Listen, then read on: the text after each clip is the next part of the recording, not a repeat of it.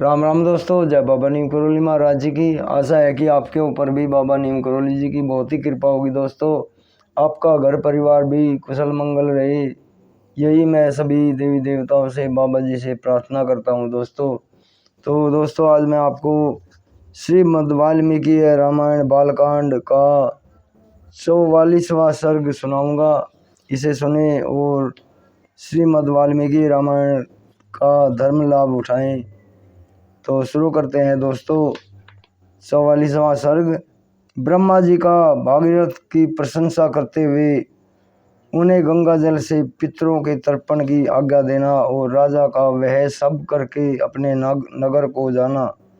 गंगावतरण के उपाख्यान की महिमा। श्री राम इस प्रकार गंगा जी को साथ लिए राजा भागीरथ ने समुद्र तक जाकर रसातल में, जहाँ उनके पूर्वज भस्म हुए थे, प्रवेश किया। वह भस्म राशि जब गंगा के जल से आप्लावित हो गई, तब संपूर्ण लोकों के स्वामी भगवान ब्रह्मा ने वहाँ पधार कर राजा से इस प्रकार कहा। नरश्रेष्ठ महात्मा राजा, सगर के 60,000 पुत्रों का तुमने उद्धार कर दिया। अब वे देवताओं की भांति स्वर्गलोक में जा पहुँचे हैं। भूपाल, इस संसार में जब तक सागर का जल मौजूद रहेगा, तब तक सागर के सभी पुत्र देवताओं की भांति स्वर्गलोक में प्रतिष्ठित रहेंगे। ये गंगा तुम्हारी भी ज्येष्ठ पुत्री होकर रहेंगी और तुम्हारे नाम पर रखे हुए भागीरथी नाम से इस जगत में विख्यात होंगी। त्रिपतगा, दिव्या और भागीरथी, इन तीनों नामों से गंगा की प्रसिद्धि होगी। ये आकाश और पृथ्वी और पाताल तीनों पथों को पवित्र करती हुई गमन करती है, इसलिए त्रिपतगा मानी गई है। नरश्रेष्ठ महाराज, अब तुम गंगा जी के जल से यहाँ अपने सभी पितामहों का तर्पण करो और इस प्रकार अपनी तथा अपने पूर्वजों द्वारा की गई प्रतिज्ञा को पूर्ण कर दो। राजन, तुम्हारे पूर्वज धर्मात्माओं ने श्रेष्ठ महायशस्वी राजा सगर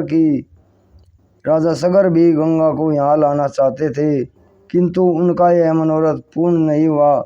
वत्स, इस प्रकार लोक में अप्रतिम प्रभावशाली, उत्तम गुण विशिष्ट, महर्षि तुल्य तेजस्वी, मेरे समान तपस्वी तथा अक्षत्रिय धर्मपरायण राजश्री अंशुमान ने भी गंगा को यहाँ लाने की इच्छा की, परंतु वे भी इस पृथ्वी पर उन्हें लाने की प्रतिज्ञा पूरी ना कर सके। निष्पाप महाभाग, तुम्हारे अत्यंत तेजस्वी पिता दिलीप के भी गंगा को यहाँ लाने की इच्छा करके भी इस कार्य में वे सफल ना हो सके। पुरुष प्रवर, तुमने गंगा को भूतल पर लाने की वह प्रतिज्ञा पूर्ण कर ली है। इससे संसार में तुम्हें परम उत्तम एवं महान यश की प्राप्ति हुई है। शत्रुदमन, तुमने जो गंगा जी को पृथ्वी पर उतारने का कार्य पूरा किया है, इससे उस महान ब्रह्मलोक पर अधिकतर अधिकार प्राप्त कर लिया है और जो धर्म का आश्रय है। नरश्रेष्ठ पुरुषवर, गंगा जी का जल सदा ही स्नान के योग्य है। तुम स्वयं भी इसमें स्नान करो और पवित्र होकर पुण्य का फल प्राप्त करो। नरेश्वर, तुम अपने सभी पितामहों का तर्पण करो, तुम्हारा कल्याण हो। अब मैं अपने लोक को जाऊंगा, तुम भी अपनी राजधानी को लौट जाओ। ऐसा कहकर सर्वलोक पितामह यशस्वी देवेश्वर ब्रह्मा जी जैसे आए थे वैसे ही देवलोक को लौट गए। नरश्रेष्ठ महायशस्वी राजश्री राजा भगीरथ भी गंगा जी के उत्तम जल से क्रम से सभी सगर पुत्रों का विधिवत तर्पण करके पवित्र हो अपने नगर को चले गए। इस प्रकार सफल मनोरथ होकर वे अपने राज्य का शासन करने लगे। रघुनंदन, अपने राजा को पुनः सामने पाकर प्रजा वर्ग को बड़ी प्रसन्नता हुई। उन सबका शोक जाता रहा, सबके मनोरथ पूर्ण हुए और चिंता दूर हो गई। श्री राम। गंगा जी की यह कथा मैंने तुम्हें विस्तार के साथ कह सुनाई। तुम्हारा कल्याण हो। अब जाओ, मंगल में संध्या वंदन आदि का संपादन करो। और देखो, संध्या काल बीता जा रहा है।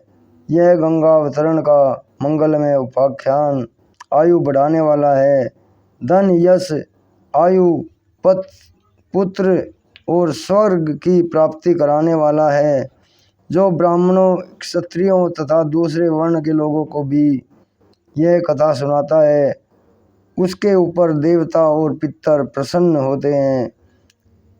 रघुनंदन, जो इसका श्रवण करता है वह संपूर्ण कामनाओं को प्राप्त कर लेता है।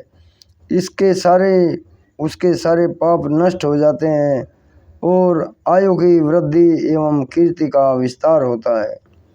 इस प्रकार श्री वाल्मीकि निर्मित आर्ष रामायण आदि काव्य के बालकांड में 44वां सर्ग पूरा हुआ।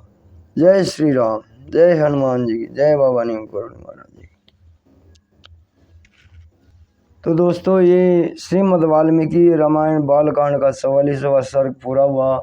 कल मैं आपको 45वां सर्ग सुनाऊंगा। इसका देवताओं और दैत्यों द्वारा क्षीर समुद्र मंथन, भगवान रुद्र द्वारा हलाहल विष का पान, भगवान विष्णु के सहयोग से मंदराचल का पाताल से उद्धार और उसके द्वारा मंथन, धन्वंतरी, अप्सरा, वारुणी, उच्चैश्रवा, कौस्तुभ तथा अमृत की उत्पत्ति और देवासुर संग्राम में दैत्यों का संहार।